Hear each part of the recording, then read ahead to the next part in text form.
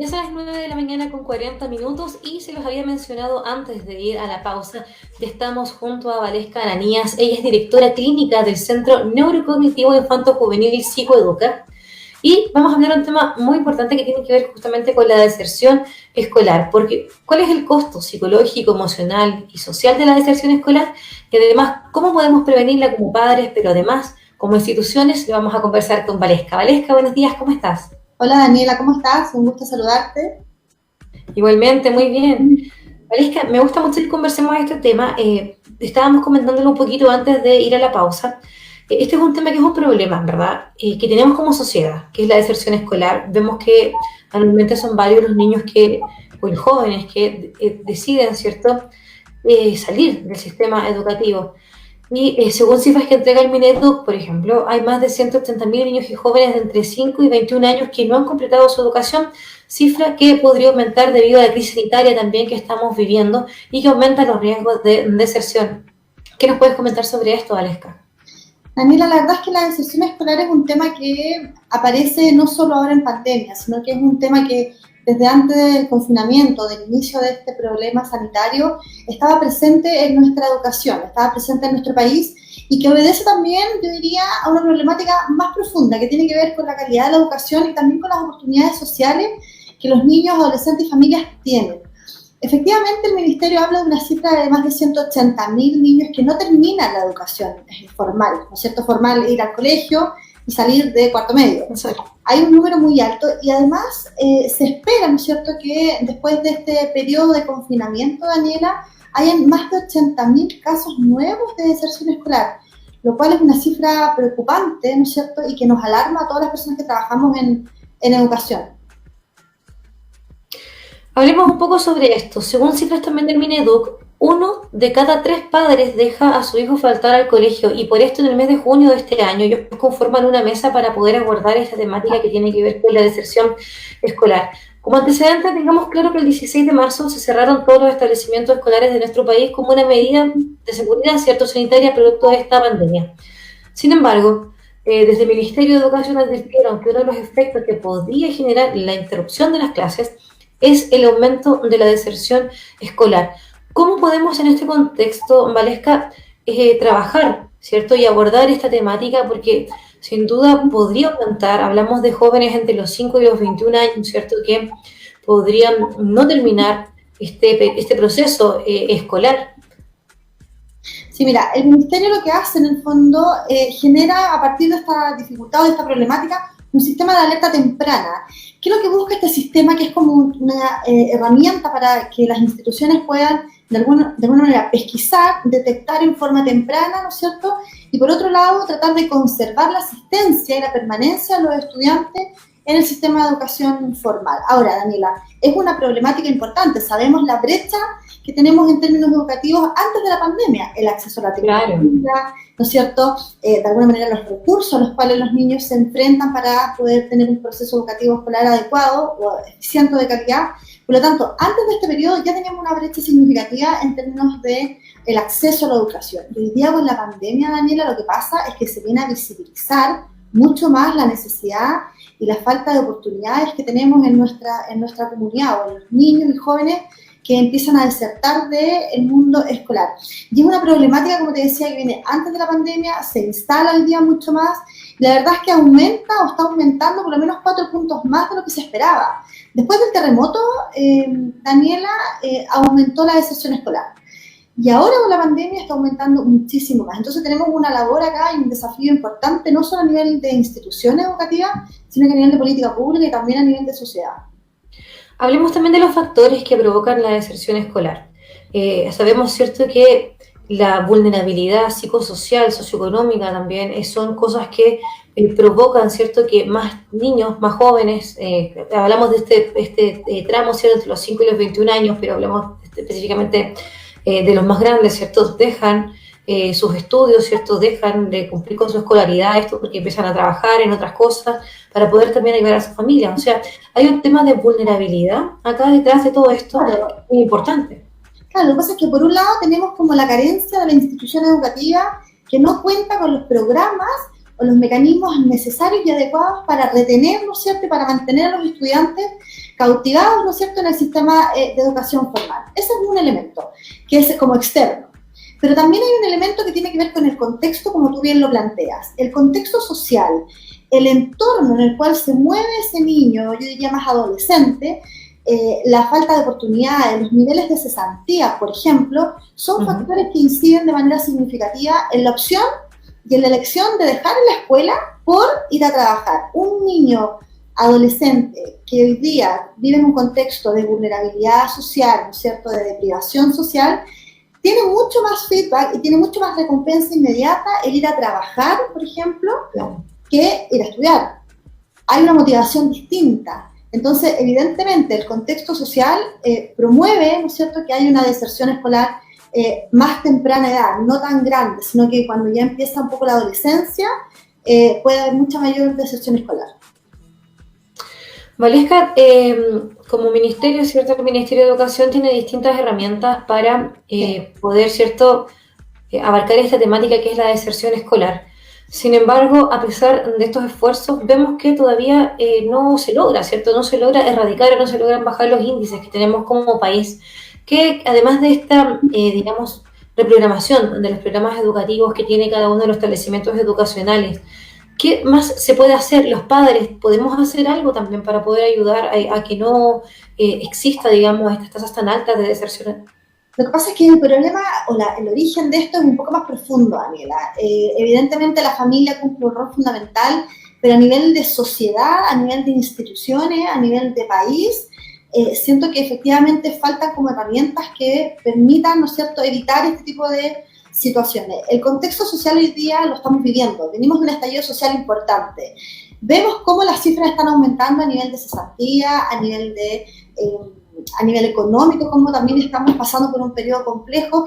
Todos esos elementos, ¿no es cierto?, hacen y confluyen en que se generen mayores niveles de deserción escolar. Por lo tanto, claro, uno dice, ¿cómo podríamos evitar todo esto? Claro, el problema es mucho más profundo. Tiene que ver con políticas públicas, ¿no es cierto?, que aseguren la calidad, pero también aseguren el acceso a la educación y la permanencia. Y para eso, el Ministerio entiendo que está trabajando en diferentes programas de retención y de pesquisa temprana para poder evitar, o por lo menos mantener o bajar, los índices de deserción escolar en nuestro país.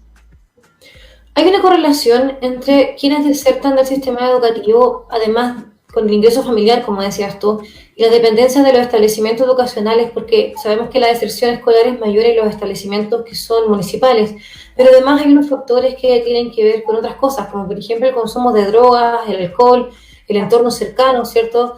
Son parte de las condiciones y que también pueden influir en este abandono del proceso educativo, pero además hablamos de esta vulnerabilidad en sectores también de nuestro país donde se concentra el tráfico y el consumo de drogas, que son parte de estos aspectos que están siempre tomándose por parte del Ministerio y de otras entidades, ¿cierto?, en este debate.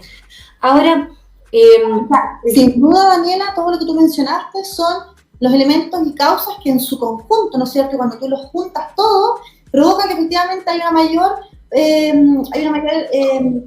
yo diría, interés por dejar el colegio, porque como te explicaba antes, cuando tú vas a trabajar, cuando tú recibes una recompensa inmediata, eso es mucho más gratificante porque además tienes una necesidad social de tu familia importante que estar estudiando. Y además, ojo, importante acá, los padres a veces promueven también la deserción escolar, promueven también que el niño tiene que ir a trabajar, el niño en el fondo para qué va a estudiar, si no aprende mucho. La educación sabemos que tiene directa relación con el crecimiento de un país. Evidentemente, si no tenemos niveles de educación, vamos a tener menores índices, ¿no es cierto?, de crecimiento en términos sociales y educativos en el país. Exactamente, así que es muy importante que, ¿cierto?, tengamos herramientas no solamente a nivel de los padres, sino que también a nivel del Estado, ¿cierto?, que a través de los ministerios y a través de los gobiernos comunales den garantías también a estos niños y jóvenes para poder seguir con este proceso educativo. Dentro de esto también son muchos los centros de educación, ¿cierto?, de adultos, para que todas las personas que han dejado de estar estudiando en los años de primero o cuarto medio puedan retomar estos estudios. Sin embargo, el paso del tiempo y ya ir avanzando en la edad es una de las condicionantes importantes para que los adultos no terminen su escolaridad, digamos que es la mínima requerida para también optar a muchos trabajos. O sea, si tú no terminas el colegio, tampoco, también, perdón, se ven sesgadas tus posibilidades laborales futuras. Exactamente, o sea, por eso te decía, el estudiar, Daniela, te permite tener más oportunidades, no solo en términos sociales, sino también en términos económicos, en temas culturales, en poder crecer como persona dentro de una sociedad. La educación es fundamental y a veces no creemos que la educación es como, tiene que ir al colegio, aprender un poco de contenido y sería. Y es al revés, la educación es la instancia que tienes para el desarrollo de habilidades, para el desarrollo del pensamiento, para socializar, para aprender un poco más de la vida, del entorno, y eso te va a ayudar a tener el día de mañana, ¿no es cierto?, mejores oportunidades. Mira, súper breve, te quiero contar una historia cortita. Una estudiante que de una escuela especial, recuerdo hace muy poco tiempo, no logró terminar el cuarto medio y ella me pedía por favor ayuda para poder terminar este cuarto medio, que le buscara alguna institución.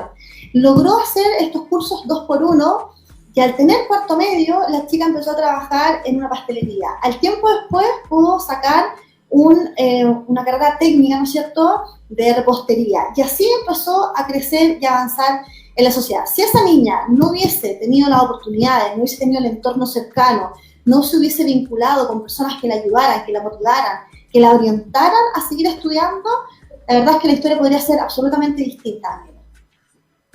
Claro. Pero esto también es lo que conversábamos, justamente de que el entorno, ¿cierto? Estar ahí siempre detrás de los niños y tratar de apoyarlos en lo más, es parte también de estos factores que hacen que ellos terminen su educación. Valesca, en esta emergencia provocada por el COVID a nivel mundial, obviamente la escolaridad ha sido uno de los elementos que más se han visto perjudicados. Y es porque tenemos estas clases online, ¿cierto?